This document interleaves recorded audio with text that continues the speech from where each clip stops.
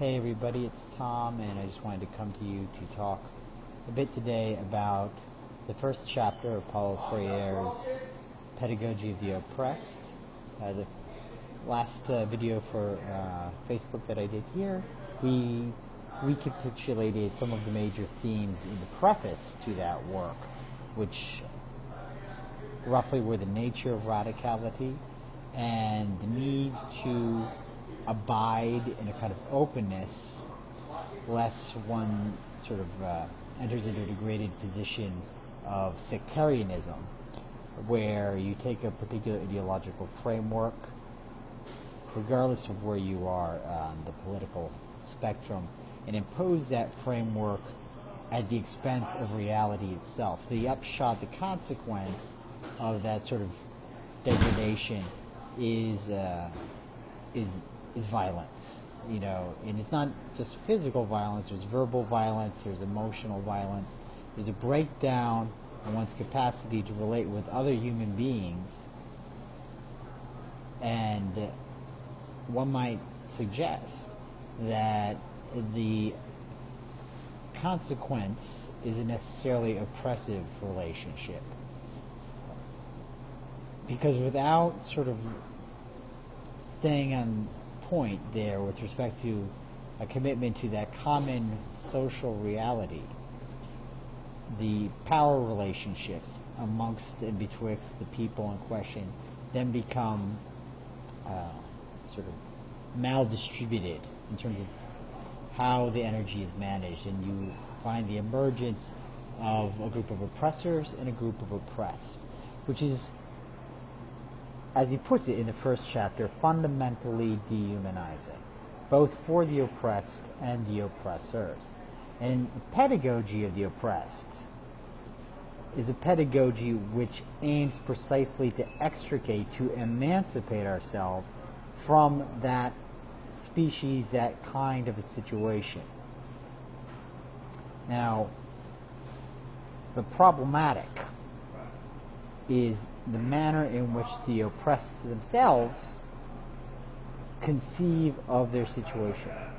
Because oftentimes what transpires in an oppressive context is that the value set which is being held by the oppressors is internalized by the oppressed, so that when they see their own degraded situation, rather than understanding it as a function of a fundamentally iniquitous social milieu, they see themselves as at fault. They see themselves as falling short of the standard which constitutes the quote-unquote humanity of the oppressors. Now, I want to sort of quote-unquote humanity of the oppressors, not to deny those people their humanity outrightly, but to note that insofar as they are participating in oppressive relationships, they are negating their own humanity as well, because there is no true openness there. But to recur to the more fundamental point, it's necessary for the oppressed to awaken to this dynamic, lest they fall into a situation where they end up simply becoming allied in accord with the oppressed, or they end up simply shifting who is playing what role. So in the event of a mere sort of coup d'etat or uprising, the formerly oppressed can become the oppressors, and you have no genuine progress. You just have a shuffling of details and actors. The background of framing the situation like this is that the notion that our humanity can only be attained given certain criteria. Those criteria, if you want to put them in a threefold fashion, are freedom, intelligent openness, and solidarity or communion, genuine relationship.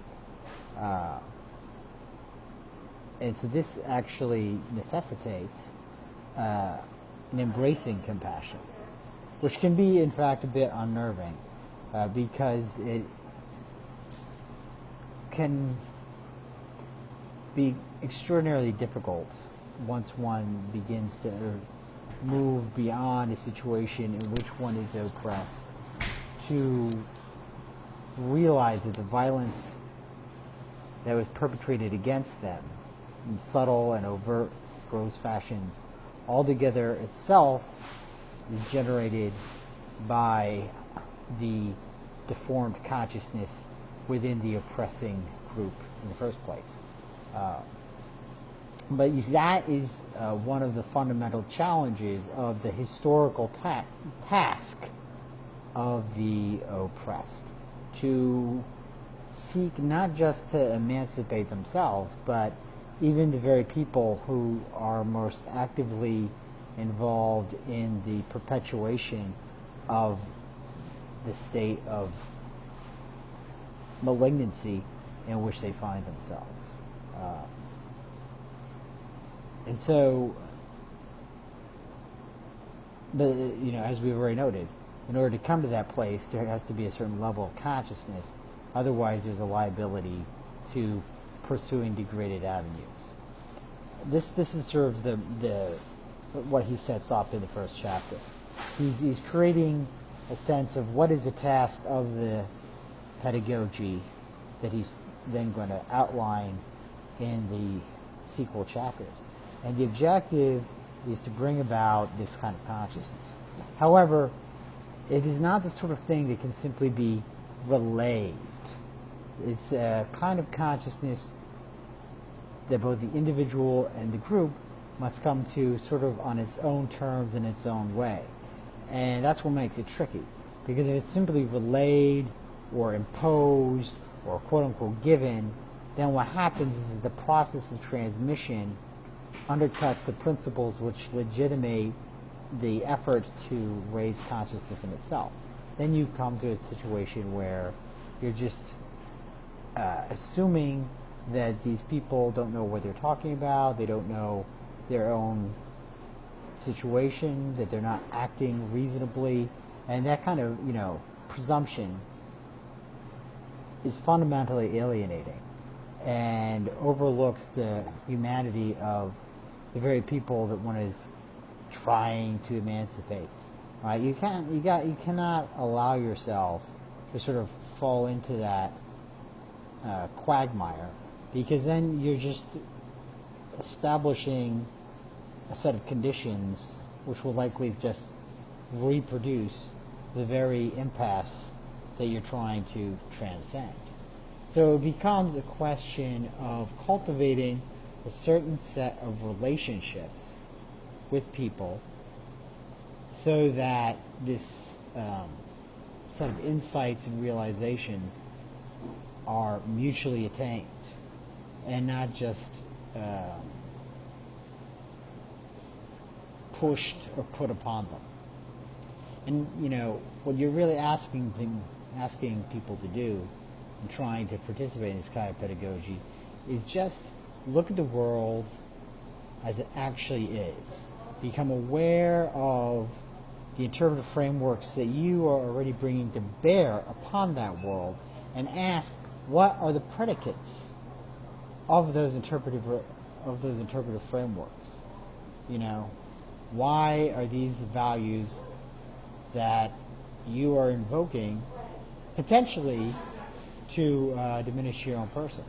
So sometimes people in very poor economic straits think it's just my fault, if only I'd worked harder, la la la la la. And sometimes there's something to that. But what I would offer is that the real problem isn't that people aren't working hard enough, or that they're,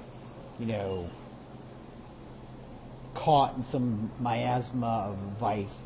It's rather that we find ourselves ensconced at this junction in a mode of economic production and relationship that, quite apart from any ethically or morally charged critique you want to bring to bear, just doesn't do the trick in terms of answering even what it claims it can solve on its own terms.